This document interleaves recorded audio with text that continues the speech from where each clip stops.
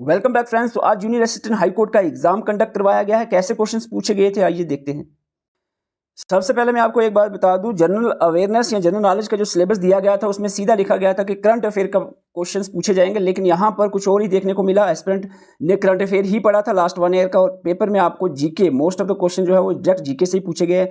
जैसे पहला क्वेश्चन आप देखते हो कॉन्स्टिट्यूशन के रिट के रिलेटेड पूछा गया है। इसके बाद आप देखते हो इकोनॉमी का इन्फ्लेशन रिलेटेड क्वेश्चन है। कुछ कहीं आप कह सकते हो कि थोड़ा लिंक है करंट से, लेकिन ये करंट लेकर माइंड में नहीं बनाया गया है। Ozone layer is form in stratosphere, it protect earth from the UV radiation. ऐसे क्वेश्चंस पूछे गए थे। क्वेश्चन जो पूछे गए वो भी 10th लेवल के क्वेश्चन, यानी एक 10th भी नहीं मैं कहूँगा, एक 6th क्लास का बच्चा भी जो है ऐसे क्वेश्चंस को कर लेगा। तो क्योंकि यहाँ पर जीके जो आना था करंट अफेयर वो पूछा नहीं गया, तो इसलिए हम यहाँ पर ये डिस्कस नहीं करेंगे। हम कंप्यूटर पर चलते हैं। कंप्यूटर कैसा पूछा गया, कंप्यूटर को मैंने टाइप किया, मैं आपको टाइपिंग वाला बताता हूँ, 1 मिनट।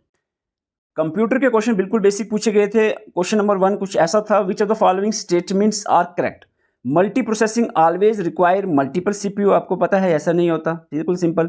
मल्टीटास्किंग और multiprocessing are identical concept, बिल्कुल दोनों अलग अलग है, आइडेंटिकल नहीं कह सकते। एक single CPU can appear to run multiple task through time sharing, definitely ऐसा होता है। सिंगल सीपीयू मल्टीटास्किंग प्रोसेस होता है। मॉडर्न जो ऑपरेटिंग सिस्टम है ये मल्टीटास्किंग सपोर्ट करते हैं। यस, ये बात भी सही है। तो आंसर आपका 3 और 4 रहेगा। क्वेश्चन नंबर 2 पूछा गया था, which of the following statements are correct. An operating system is necessary to run application software. आप सबको पता होना चाहिए, हमने डिटेल से पढ़ा है operating system. Operating system application software चलाने के लिए भी जरूरी है। देखो, एप्लीकेशन सॉफ्टवेयर तभी चलेंगे जब ऑपरेटिंग सिस्टम होगा। सिंपल सी बात है, करेक्ट है।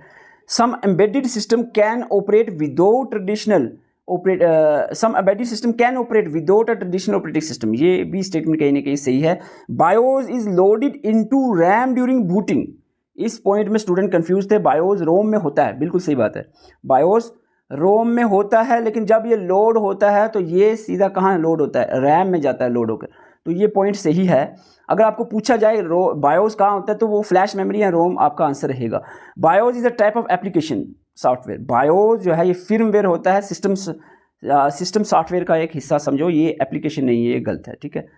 तो आपका इस हिसाब से आंसर रहेगा, पहला आपका सही है, दूसरा भी सही है, तीसरा आपका सही है, चौथा गलत है। तो आपका 1, 2, 3 आंसर रहेगा।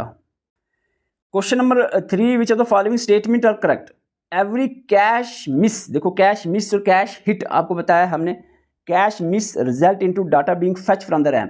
डाटा फेच होता है जब कैश हिट होती है, कैश मिस नहीं, तो ये गलत है point. Register are generally faster than cache memory, बिल्कुल सिंपल करेक्ट है ये।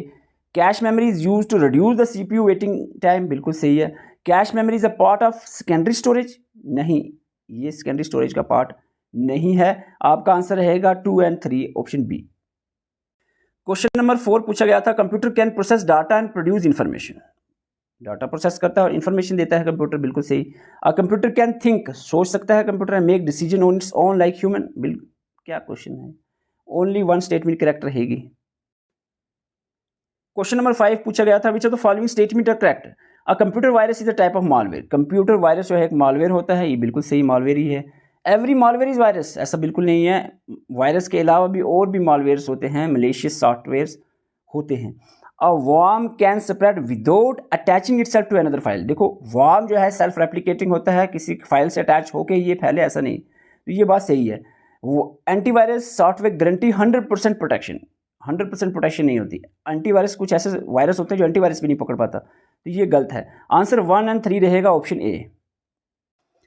Question number 6, which of the following statement are correct. RAM is both readable and writable. देखो, रैम जो है रीडेबल राइटेबल, ये बिल्कुल एग्जैक्टली हमने लिखा था नोट्स में। रोम जो है कैन नेवर बी मॉडिफाइड, ऐसा नहीं है। आपके रोम की टाइप जब आप पढ़ोगे तो डबल ई प्रोम जब देखते हो तो मॉडिफाई कर सकते हैं वहाँ पर, तो इसको गलत कहेंगे। Double E PROM is a form of ROM, ठीक है, रोम की टाइप है, अच्छी बात है। Double E PROM can be electrically, देखो इसकी फुल फॉर्म देखो तो क्या, electrically erasable programmable read only memory. तो ये बिल्कुल सिंपल सा क्वेश्चन था। 1, 3, 4 आंसर रहेगा, option B. Question number 7, which of the following statements are correct. A file extension determines the actual content of the file. File extension determine करती है actual content क्या है फाइल के अंदर, बिल्कुल नहीं, ऐसा नहीं। Two file with different extension में कंटेंट आइडेंटिकल डाटा। दो फाइल, चाहे एक एक्सेल की ले लो, एक वर्ड की ले लो, दो फाइल हैं, उनकी एक्सटेंशन अलग है, तो क्या उसमें एक जैसा सिमिलर डाटा हो सकता है? डेफिनेटली हो सकता है। एक्सेल में अगर आप 10 बंदों के नाम लिखकर उनके मार्क्स लिख दो आगे, वही चीज़ आप वर्ड फाइल में भी लिख सकते हो। अगर उधर आप टेबल इंसर्ट करते हो तो वो लिख सकते हैं, ऐसा कोई दिक्कत नहीं है, हो सकता है। Changing of file extension does not necessarily change it's file content. File extension change करने से उस फाइल का कंटेंट चेंज नहीं होगा, ये जरूरी नहीं चेंज हो जाए, बात सही है। Operating system often use extension to identify. देखो ऑपरेटिंग सिस्टम जो एक्सटेंशन का यूज करता है वो आइडेंटिफाई करने के लिए कि टाइप कौन सी टाइप की फाइल है, ये बात सही है। तो आंसर इस हिसाब से आपका 2, 3, 4 रहेगा, that is option number C. Question number 8, which of the following statements are correct? Cloud computing means data is stored on the remote server, बिल्कुल सही बात है। Cloud data ultimately resides on the physical hardware, ultimately physical hardware में ही होता है, ठीक है। Cloud computing eliminate the need of the data centre, जब क्लाउड कंप्यूटिंग आ जाए तो डाटा सेंटर की जरूरत नहीं, ऐसा नहीं होता। क्लाउड सर्विस जो है can be private, public, hybrid हो सकती है, ये बिल्कुल सही। 1, 2, 4 इसका आंसर रहेगा option B. Question number 9, which of the following statements are correct? Unicode was developed to represent characters from multiple language, yes it is okay. American Standard Code for Information Interchange यानी ASCII is a subset of Unicode, ये भी सही है। Every Unicode character occupied exactly 16 bits, ऐसा नहीं है, Unicode के अलग अलग बिट्स के होते हैं, तो ये बात गलत है। ASCII uses the fewer characters than the Unicode, इसको भी हम कहीं ना कहीं करेक्ट मानेंगे, तो यहाँ पर आंसर रहेगा 1, 2 and 4, option B. Question number 10, which of the following is not a type of computer code? आप सबको पता है ASCII American code for information interchange तो है, BCD है, EBCDIC है, इडिक जो है ना ये कोई कोड नहीं है, तो आंसर आपका ए ही रहेगा। Question number 11, which of the following is design to control the operations of the computer? Operations of the computer को कंट्रोल करेगा, आप सबको पता होना चाहिए क्या आंसर होगा इसका। डेफिनेटली आंसर सिस्टम सॉफ्टवेयर ही होगा। Question number 12, which of the following service allows a user to log into another computer somewhere on the internet? बहुत बार ये क्वेश्चन जेकेएससी भी पूछता रहता है, इस बार हाईकोर्ट ने भी पूछ लिया, तो ये बात चल रही है टेलनेट की। ये क्वेश्चन कहीं ना कहीं टफ था, 2 क्वेश्चन मुझे लगे पूरे 15 में से tough. Which of the following is first neutral network computer? तो इसका आंसर रहेगा डी। क्वेश्चन नंबर 14, स्टेटमेंट्स दिए हैं, द कीबोर्ड इज इनपुट, बिल्कुल सही। MS वर्ड हार्डवेयर नहीं है, सॉफ्टवेयर है, आपका आंसर रहेगा स्टेटमेंट 1 ट्रू, ये कुछ ज़्यादा ही सिंपल हो जाता है। Question number 15, which of the following language does not computer understand? Which of the following language does computer understand? Computer तो पता है आपको बाइनरी समझता है, तो बाइनरी आंसर है। ये ऐसे कुछ क्वेश्चन थे जो बिल्कुल हम कहेंगे बेसिक से भी बेसिक, तो मैं क्या कहूँ उस लेवल के थे, लेकिन 2 से 3 क्वेश्चन थोड़े ठीक थे। यानी जितने भी एस्पिरेंट ने पेपर दिया है तो उनके 12 से 13 जो है क्वेश्चन करेक्ट होने चाहिए किसी भी हाल में आउट ऑफ 15। लेकिन एक बार फिर से साथ में बता दूं, जेकेएसएसबी ऐसे क्वेश्चन नहीं पूछता, जेकेएसएसबी का लेवल काफ़ी ऊपर चला गया है, और इस लेवल को देखकर आप जेकेएसएसबी की तैयारी मत करना, ठीक है। उसके हमने बताए हैं, उसके क्वेश्चंस आपको करवाए हुए हैं, कैसे आते हैं क्वेश्चन, जैसे हमने नोट्स तैयार किए हैं उसी लेवल का आपने पढ़ना है, इसको वहाँ पर कंपेयर नहीं करना, ये लेवल बिल्कुल भी नहीं होगा उधर।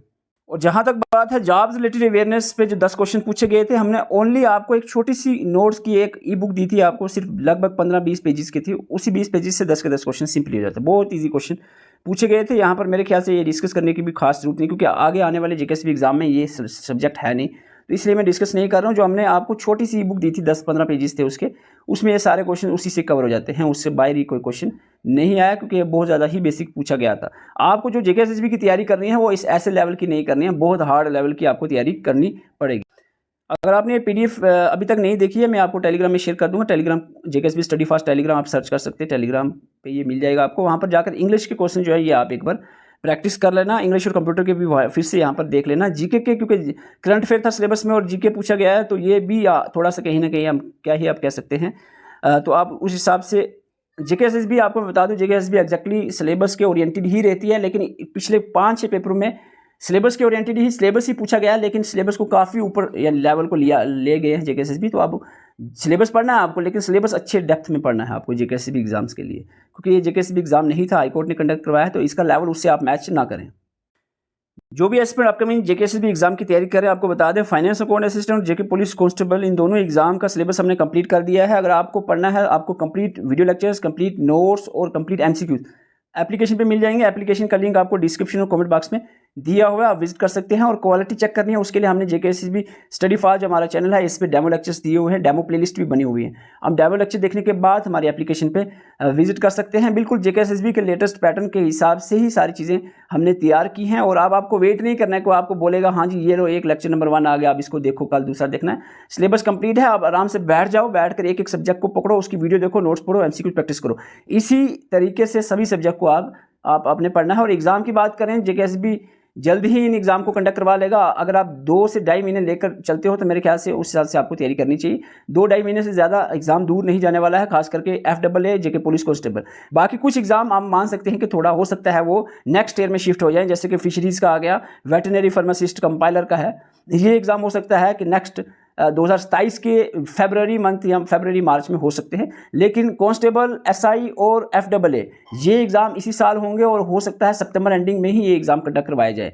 सितंबर एंडिंग का माइंड में लेकर चलो, इसी महीने में होगा, मिड सितंबर या एंडिंग में। अगर बाय द वे आगे अक्टूबर में चला जाता कोई दिक्कत नहीं है, लेकिन अगर आप अक्टूबर नवंबर का सोच कर तैयारी करते हो और एग्ज़ाम सितंबर में हो जाए तो वो प्रॉब्लम आपके लिए हो सकती है। Thank you for watching.